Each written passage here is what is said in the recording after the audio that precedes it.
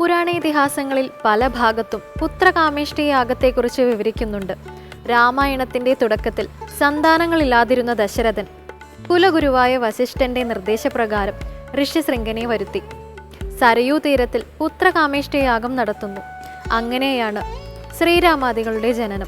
ഈ പുണ്യപൂരിതമായ സന്ദർഭമാണ് ഇന്നത്തെ രാമായണ പാരായണത്തിലെ പ്രമേയം. കേൾക്കാം.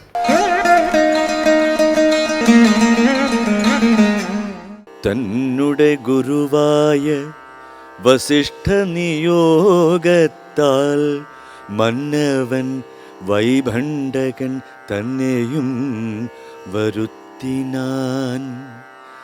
ശാലയും പണി ചെയ്തു സരയൂ തീരത്തിങ്കൽ ഭൂലോകപതി യാഗം ദീക്ഷിച്ചാൻ അതുകാലം. അശ്വമേധാനന്തരം താപസന്മാരുമായി വിശ്വനായക സമനാക്കിയ ദശരഥൻ വിശ്വനായകൻ അവതാരം ചെയ്വതിനായി വിശ്വാസഭക്തിയോടും പുത്രകാമേഷ്ടി കർമ്മം ഋഷ്യശൃംഖനാൽ ചെയ്യപ്പെട്ടൊരാഹുതിയാൽ വിശ്വദേവതാഗണം തൃപ്തരായതു നേരം ഹേമപാത്രസ്ഥമായ പായസത്തോടും കൂടി ഹോമകുണ്ടത്തിൽ നിന്നും പൊങ്ങിനാൻ വഹ്നിദേവൻ. താവകം പുത്രീയം ഇപ്പായസം കൈക്കൊള്ളുക നീ, ദേവനിർമ്മിതം എന്നു പറഞ്ഞു പാവകനും ഭൂപതി പ്രവരനു കൊടുത്തു മറഞ്ഞിതു. താപസാജ്ഞയാ പരിഗ്രഹിച്ചു നൃപതിയും ദക്ഷിണ ചെയ്തു നമസ്കരിച്ചു ഭക്തിപൂർവം. ദക്ഷനാം ദശരഥൻ തൽക്ഷണം പ്രീതിയോടെ കൗസല്യാദേവിക്കർത്ഥം കൊടുത്തു.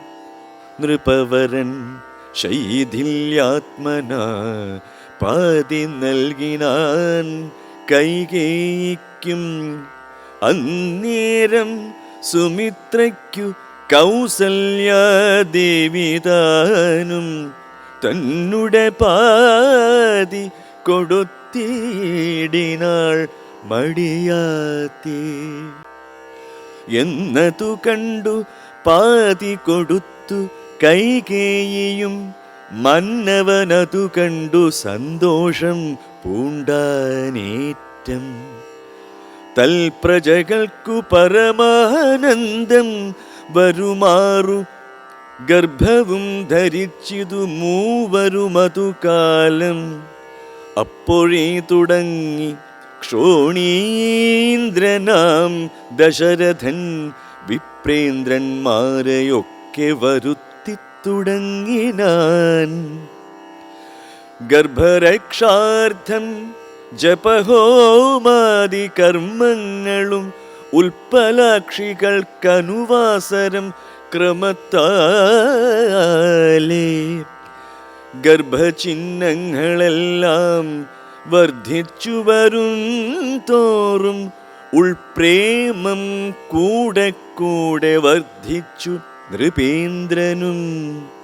തൽ പ്രണയിനിമാർക്കുള്ള ആഭരണങ്ങൾ പോലെ വിപ്രാതി പ്രജകൾക്കും ഭൂമിക്കും ദേവകൾക്കും അല്പമായി ചമഞ്ഞിതു സന്താപം ദിനം തോറും.